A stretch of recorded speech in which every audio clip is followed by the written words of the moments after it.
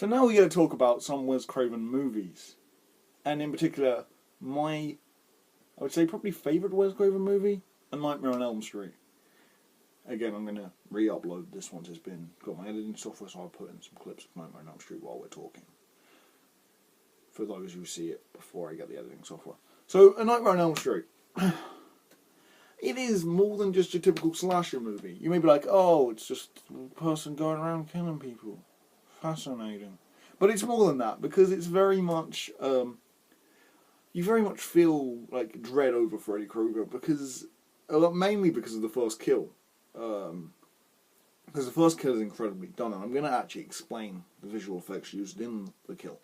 So, the first kill of Nightmare on Elm Street is Tina, which, yeah, you see Tina kind of get, like, threatened at the very beginning of the movie, and you kind of build up her character, and you kind of feel like she's going to be the main protagonist, and then she's just killed off, and that's kind of a very shocking moment, because of the fact that at the very beginning it's like set up that she's going to be the main character, and then Nancy Thompson takes over that role as the main character, which kind of I reckon would be a shocking moment back in 1984. So yeah, but how they did the kill, which is what I was kind of talking about, is basically they had to nail everything in the room down, because the room was on a rotating spectrum, so the room would rotate while they're filming, like this. So what would happen is, like the actors were kind of like, as far as I know, the actors' hair were like slicked down, and like their clothes were like stuck to them, and they were able to move obviously, but it was very limited from my understanding. But then, so you have the girl who played Tina, yeah, and she's rolling. Her body is rolling in this moving square, and you're like, oh, that doesn't sound very scary. But then, because of the fact that the room is moving but the camera isn't, it looks like she's being dragged up walls, and she looks like she's being flung around this room in kind of like a chaotic situation, which I can imagine was a very scary thing to think about. Just imagine that in like 1984. Yeah, you had some amazing special effects in movies, but you didn't really have anything mind-blowing. And then you'd sit down and you'd have one of the most gory and famous horror movie kills of all time. Just imagine that.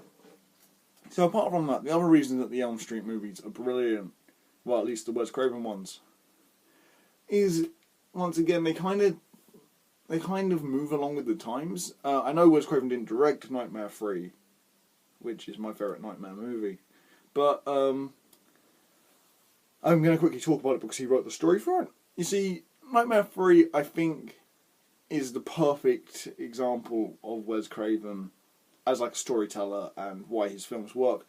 Because, yet again, it's set in a youth asylum instead of being set in like an Elm Street. It's set in a psychiatric hospital, and it follows a group of teenagers, and again, they get killed off by Freddy.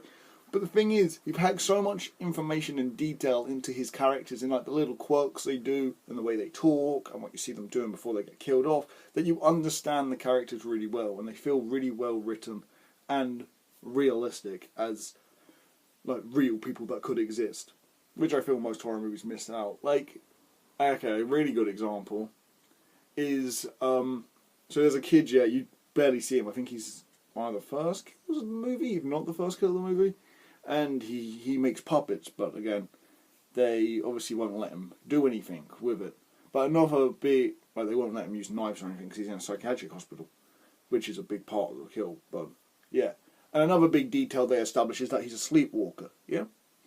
So what they do is they have Freddy actually cut open his veins and use his like lower body parts as marionette strings and have him be walking around while he is dead. Well, dying at least, in his sleep, and it makes it look like he's sleepwalking. So everyone just thinks he's normally sleepwalking, when instead Freddy is using his own fear and like love of marionette puppets to kill him off, which I think is a really unique kill, and it really shows how he writes characters. So yeah, and then moving on to Wes Craven's New Nightmare, which is going to be a perfect segue to the next video.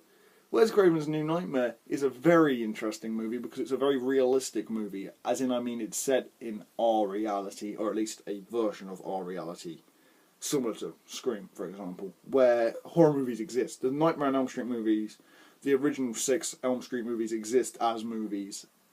And in fact, you follow Hemming Lammenkamp. Oh, Jesus Christ, I can't pronounce her name. Hemming Lammenkamp, I believe it's now pronounced.